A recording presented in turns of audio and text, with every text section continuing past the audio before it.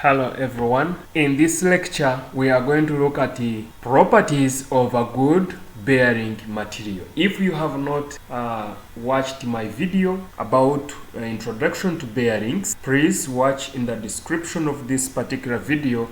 You will know what a bearing is, selection of bearing, and what terms are applied actually during the process of selecting the bearing, because you need to know what parameters are you looking at. For example, the rating life of a bearing, for example, the static load of a bearing, the constant dynamic load of a bearing, the equivalent static radial load. So you need to understand what those terms are so that you are able to go ahead and go through the process of selecting a bearing that is suitable for the purpose for that particular machine that you are designing. Now let us look at the properties of a good bearing material. What are those properties that we should look at when we are choosing a material to manufacture a bearing? Number one, a good bearing material should possess low coefficient of friction. Indeed, if you have a high coefficient of friction, then you are going to have high power losses, and it is not going to be economical. In other words, even if we don't look at the side of the economics, you find that when it has a high coefficient of friction, there is high friction, therefore, and a lot of heat is going to be generated, and of course eventually your part is going to fail faster. So you need to look at a material that has got a low coefficient of friction. Another one is that material in which we are going to make a bearing from, it should provide a hard wear resistant surface with a tough core. It should have that wear resistant surface so that it doesn't easily wear out and soon fail without even reaching its life. Then should have a high compressive strength because it is going to be subjected to most especially compressive stresses or compressive forces. Therefore, it should have a very high compressive strength to withstand any compressive loads it is going to be subjected to. Then a good bearing should also have a high fatigue strength. It should have that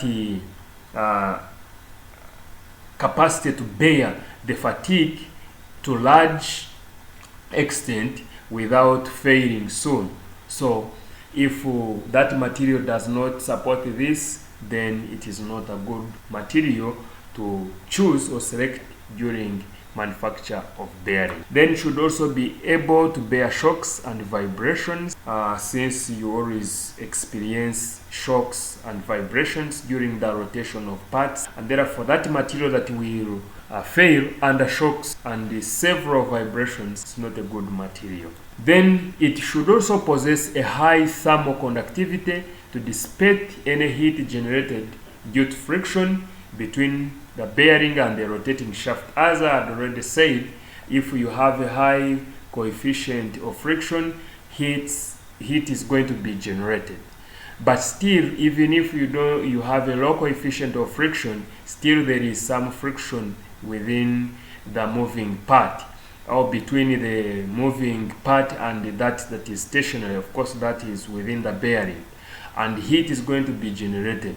So if that material cannot dissipate away the heat, and so its thermal conductivity is low, then it's not a good material. Then it should also be resistant to corrosion, since you know with the time the oil is going to react with the metal and become acidic. This acid should be able not to corrode the material of the bearing. However, using the right lubricant is always critical to the life expectancy of bearings. Of course, if you use a wrong lubricant, then it is going to have this effect. You are going to reduce the life of your bearing. It should also have or possess anti-seizure properties or anti-weld. You know, when a bearing becomes seized, the two metal surfaces that are in contact with one another become welded together, and this would occur especially in journal bearings with a boundary lubrication. So it's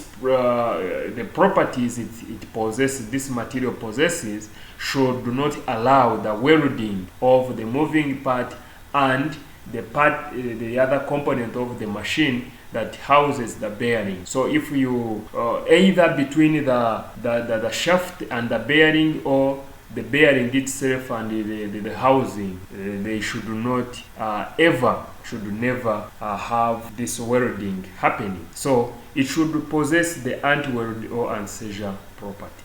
Thank you so much for following us. See us in the lecture.